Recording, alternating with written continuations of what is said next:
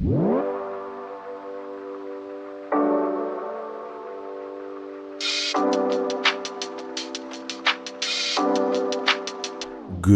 afternoon, good morning, good evening, everybody. It is Saturday, March 7th, and you know what that means. It is time for the High Risk Wrestling Podcast. I am your host, not getting screwed over by the man, Jeremy Pierce. Welcome one and all.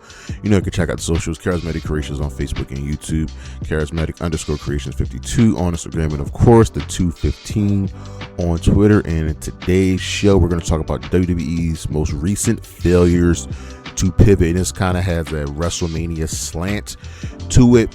On the road to WrestleMania, you kind of have to have, your storyline set in stone. And right now, especially in the last couple of years, there's been times where they know what they were doing, something happens, then they got to pivot, and they just don't even go the right way. So that's what today's show is. But for now, you know what's next, so just go on and hit my music.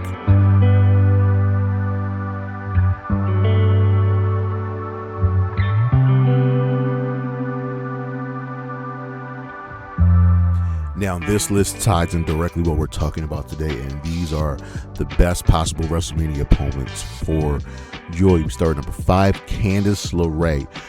For those that watch the WWE on a regular, they may not know just how good Candice LeRae is. They may not know that she is one of the most respected women, not in just the WWE locker room, but in all of professional wrestling. There are so many women that look up to her.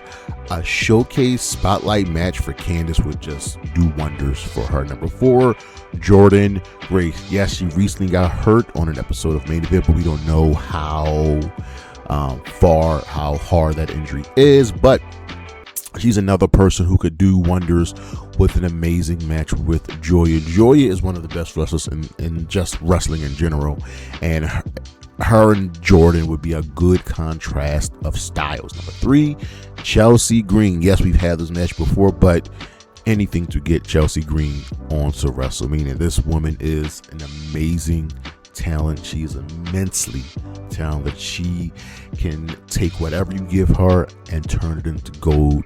And there's already story built in for her against Giulia. Number 2, Natty. Yes, I know Natty's over on Raw, but just to see two technically sound wrestlers go at it, and more importantly, Natty's got this new mean streak going for her. That would be the perfect person for Giulia to face, because she can take those hits and Giulia could throw them right back. And of course, number 1, Io Sky. This match was teased a couple weeks ago on SmackDown, and the wrestling community lit up with joy. This was one of the dream matches that we all wanted to see when Giulia came to WWE, and they stole it away from us. And seeing as how, I'll talk about this a little bit later, Rhea Ripley's challenging for the WWE Women's Championship, Io needs an opponent for WrestleMania. We'll be right back.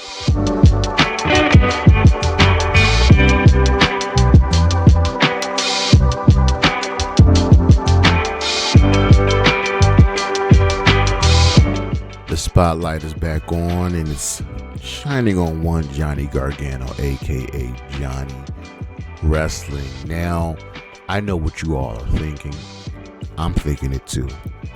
How has one of Triple H's guys, going back to being the face of NXT, been so stagnant on the main roster? Yes, he's had some title wins here and there, mainly in the tag team division, but Johnny Gargano has never really been to the heights that he was when he was in NXT. And looking across the street, seeing what his former tag team partner is doing in AEW, you would think that it's a matter of when, not if, Johnny Gargano and Candice LeRae are both all elite. All I know is the WWE is quite crowded with the roster. AEW is also quite crowded with the roster, but with the hopeful belief that Ring of Honor is getting a television show soon, I wholeheartedly expect Johnny Wrestling, and Candice Wrestling, to be making AEW and Ring of Honor their future home. We'll be right back.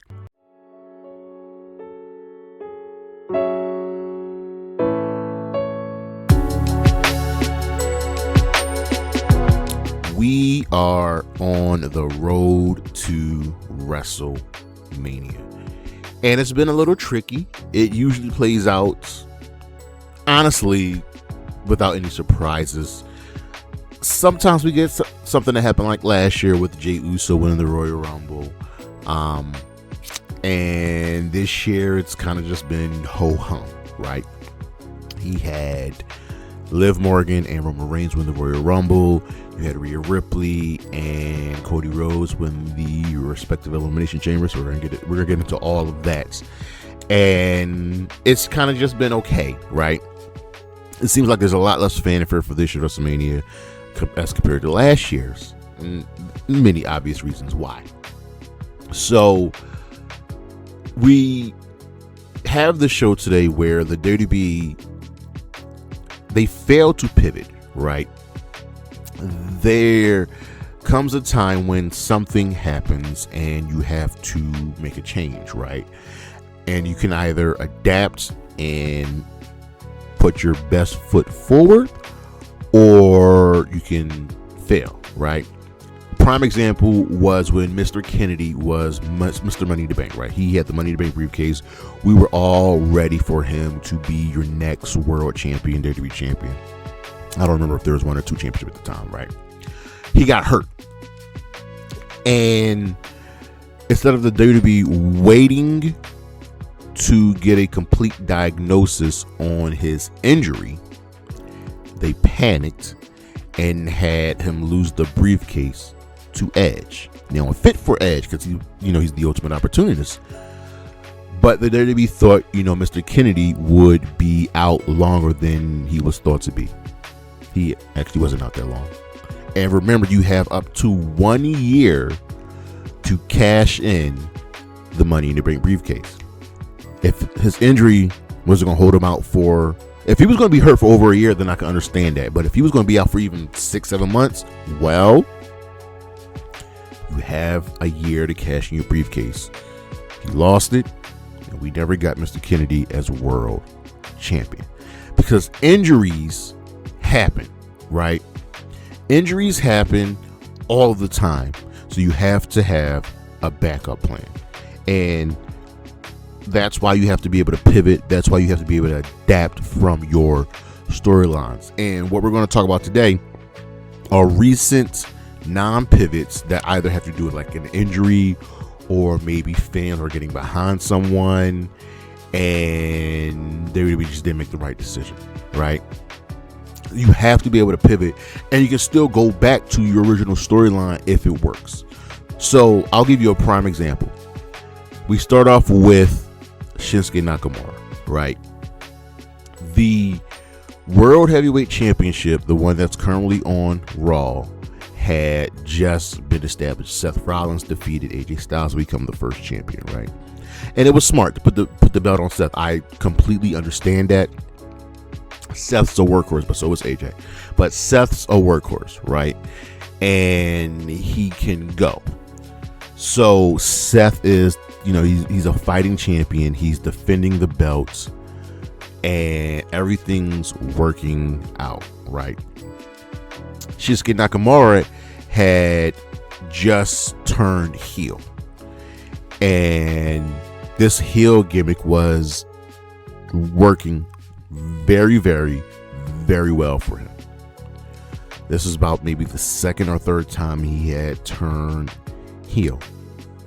So we go to his feud with Seth, right? So this is right around 2023. Seth had made his return, and they're telling the story that even though Seth is a fighting champion, he's ultimately limiting himself. He's hurting himself, and we were told time and again, his back, Seth's back. It is killing him, right? So Shinsuke made his return April 14th, 2023, an episode of SmackDown, he had defeated Madcap Moss, and he got drafted over to Raw during the draft, right? After weeks and weeks of frustration building up throughout June and July, he snapped and attacked Seth after a match, turning heel for the first time since 2021, right? So,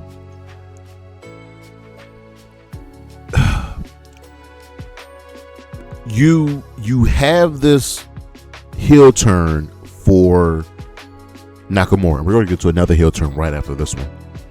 And the music, the look, everything about Shinsuke was working, right? All right, so Seth's the champion. They face each other for the title at Payback in September. And then between September and October, Shinsuke's stalking Seth and just getting the better of him. And they keep telling us time and again, Seth's back. He is hurt.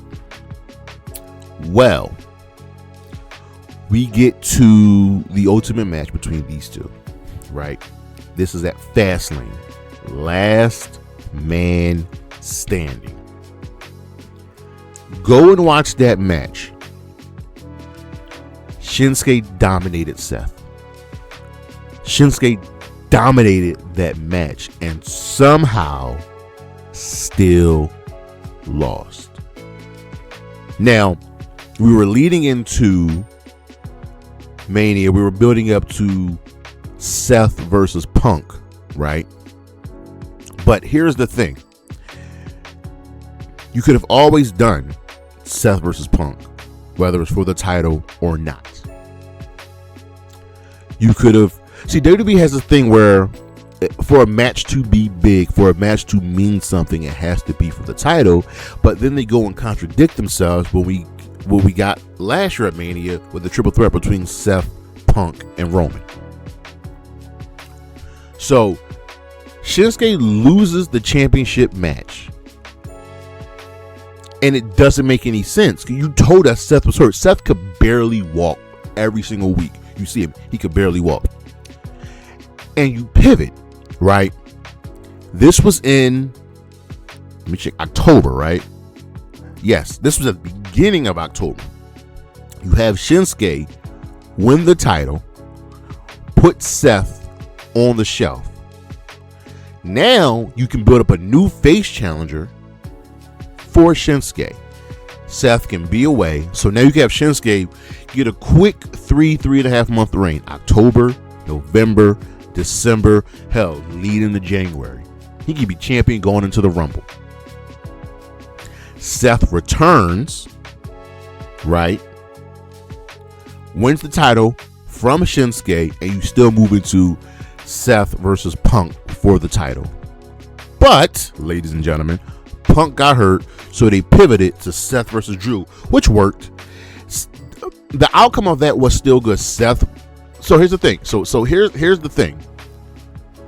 Shinsuke still could have been champion, still lost to Seth. Punk still gets hurt. You can still do Seth versus Drew. Drew can still win. Damian still cashes in. All of that works. But you missed the crucial step of Shinsuke Nakamura becoming World Heavyweight Champion. Then we go into the New Day turning on Big E, and I'm going to keep this one short and sweet. I won't be before you very long on this one. The New Day turned on Big E. It was beautiful. It was masterful. It was awesome. The heat that they received was beautiful. And yet, the WWE waited way too long to get the tag titles on the New Day. Even if Big E was hurt, and he's hurt, and he can't wrestle, use that heat. Use it. And it lasted maybe a month and a half, and then just faded out. The WWE wasted one of the biggest heel turns in the modern era and didn't capitalize on it.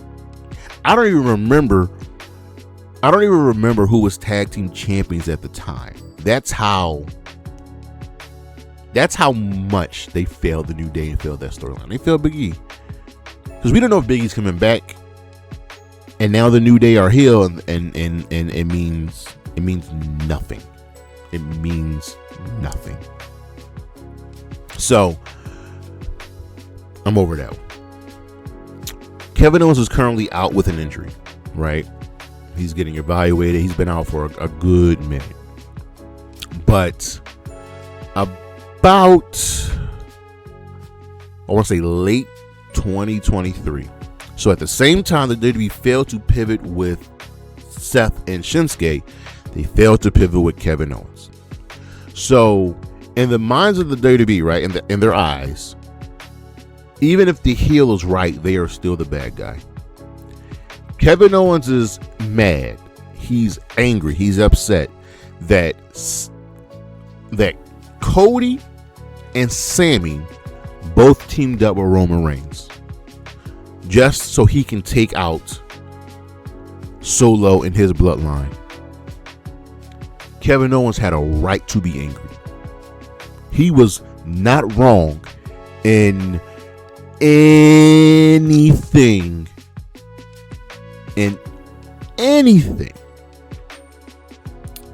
that he said or did. He was validated in everything. Sami, you're my best friend, and you teamed up with Roman Reigns again. And you know what? We'll deal with you later.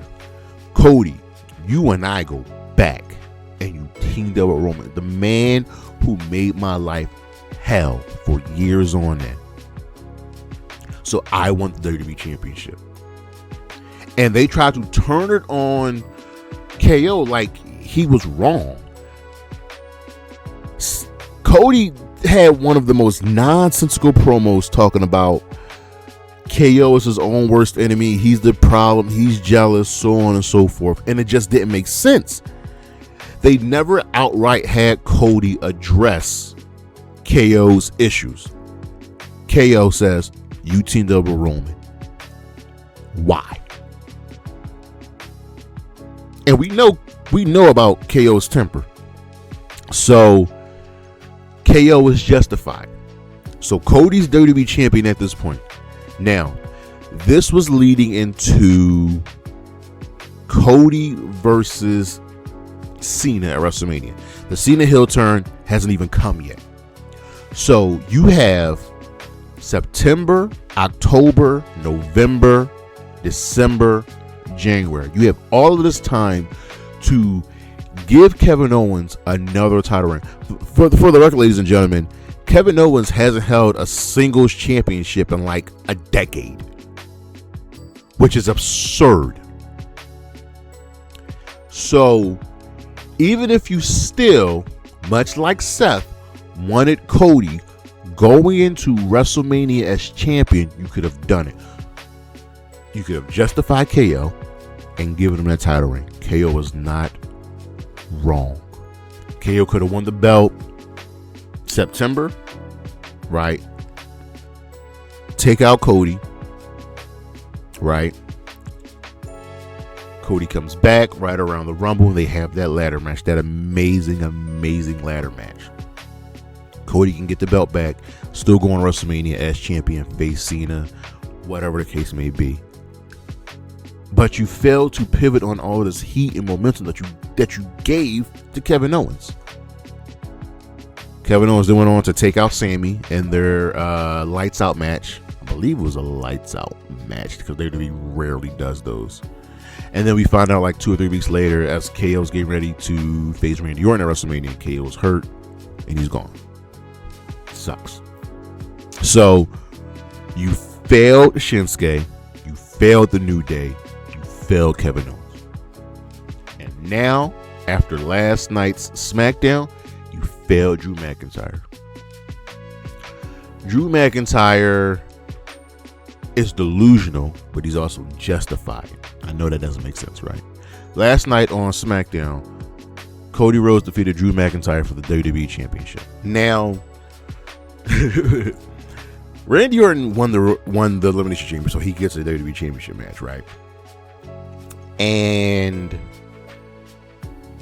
we find out that the only reason Drew won the title is so they can get Cody on the Royal Rumble and Chamber cards. So they never intended for Drew to be champion. That just doesn't make any sense to me. This man has been one of your truest of true MVPs over the last couple of years, and you don't reward him.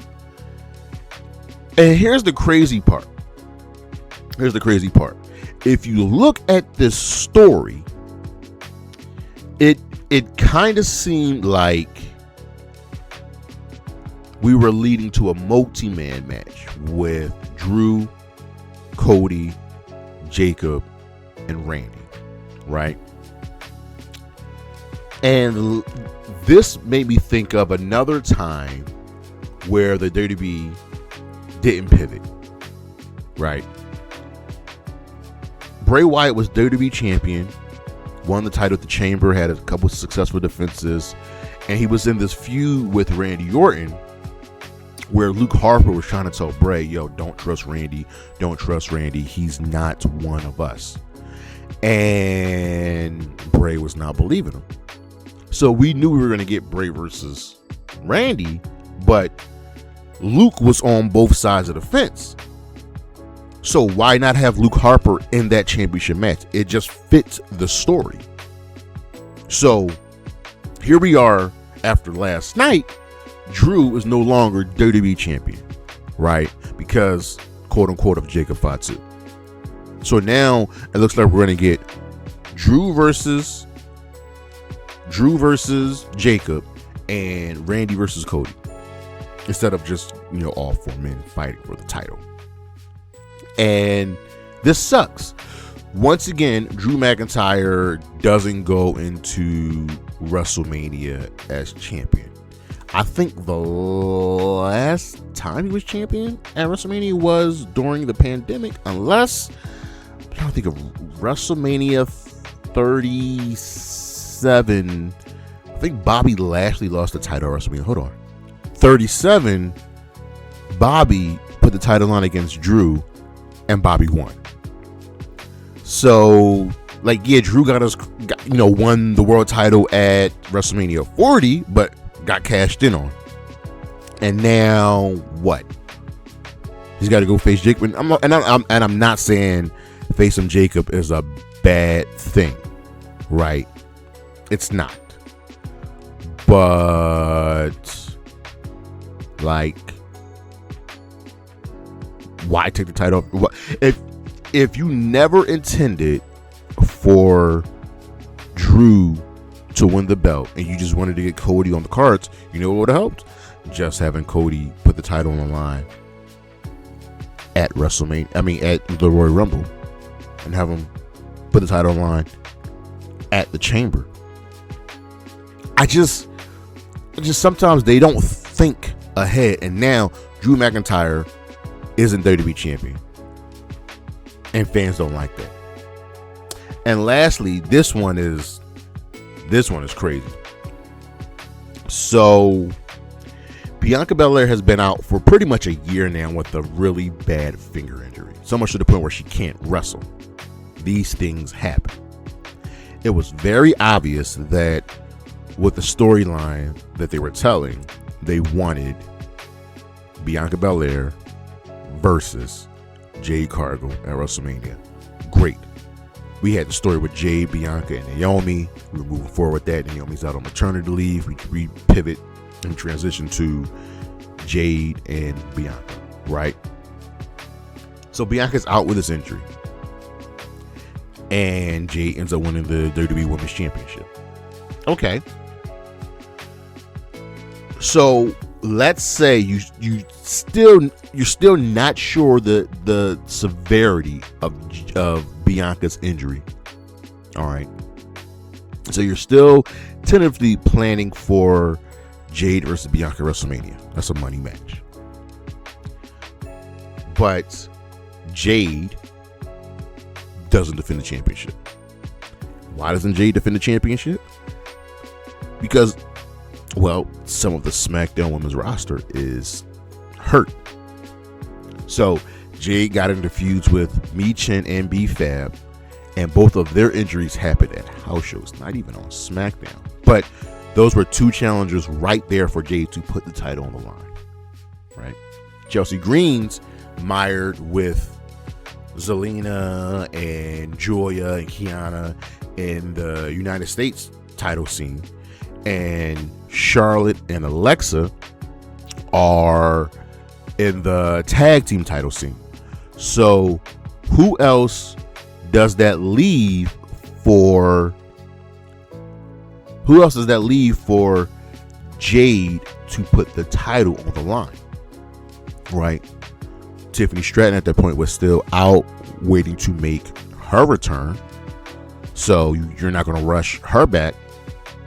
So we get to about 108 days of Jade as champion and not defending the belt at all. Right? Piper Niven's hurt. You've already discredited Alba Fire as a worthy challenger. She's not even long gone are the days of Alba being the dominant NXT UK Women's Champion. Candice LeRae doesn't wrestle. Right? And you're not going to... Kiana James is a heel. Nikki Cross is dealing with whatever is going on with the YS6. And Zelina's a heel. And all you have left is Jordynne Grace. Okay.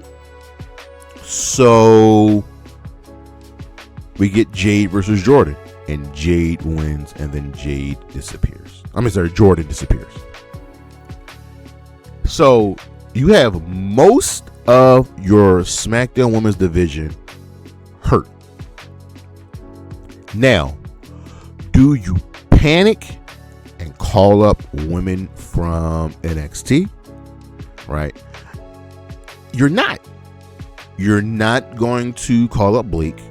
She still needs work down there. Adriana Rizzo's hurt. Izzy's champion. Fallon, JC, and not Kendall. I forget the other. Laney Reed. Not calling up them. Jade is linked up with Blake. Kehlani Jordan's linked up with Lola Vice. Nikita Lyons, no. You don't have any. Thea's with Izzy. So's with Zarya. Ren's backing up Kendall. So you can't even call up women from NXT. So do you take someone from Raw? Bayley's not doing anything. Lyra Valkyria's not doing anything. Those are like the only true names I can actually think of that you can use to face Jade. So you have nobody except for two women. Right? Two women. And what do? You have no new challengers, so you steal from Raw. They pivot to Rhea Ripley. Big money match. I get it. Rhea Ripley is the biggest star in the WWE right now. I get it. I understand that. But you've spent all of this time building up Rhea and Io as a tag team, building them up as champions, building up the titles, and we're expecting probably like a multi-women match at WrestleMania, but like Rhea and Io, Charlotte and Alexa, Lash and Nia, the Bella Twins, and probably Bayley and Lyra. I am looking forward. That's an awesome match. That is such a showcase match for the women. But you have no challengers for Jade because everybody's either hurt or you didn't build up any other challengers. So we pivot to Rhea, and Rhea has to move over to SmackDown, leaving Io on Raw to do what? So now we're under the thinking that, wait a minute, will Io Sky not have a match at WrestleMania? Mind you, Io, Rhea, and Bianca had hands down the best match on WrestleMania 41 last year. It's not even debatable. So now take Rhea and Io apart. Io might not have a match at WrestleMania. That is absurd to me. And you did this to yourself. All of this time, you not only didn't have Jade defend, you didn't build up any challengers, right? And instead of keeping Rhea and Io together and holding off on the Rhea Bianca match, guess who was also in the chamber with Rhea? And she was one of the final two. Tiffany Stratton. Tiffany and Jade already have history. The match may not have been great, but you go forward with Jade versus Tiffy so you can keep Rhea and Io together, because the WWE Women's Tag Team division has been killing it. And now Tiffany might not have a match. You know what's going to happen? Either they're going to do Io versus Giulia, or they're going to end up putting Io and Tiffany Stratton in a tag team, and that makes no sense. I'm just being honest with you. WWE's failure to pivot, WWE's failure to have backup plans is detrimental to their company's health. And it's very obvious right now with this current WrestleMania reign. It sucks and it hurts. So now we gotta take another 5 or 6 more weeks to WrestleMania to see what they do. How can they get the ball rolling? Can they get the fire hot? I don't know. But that is our show, ladies and gentlemen. Thank you for listening. Thank you for watching. Look on the screen what we got coming up. Check out the socials, Charismatic Creations on Facebook and YouTube, Charismatic_Creations52 on Instagram, and of course, the 215 on Twitter. And as always, Anna J, Will and Nightingale, Chris Statland, Isla Dawn, Bailey, and Priscilla Kelly. Holla at your boy.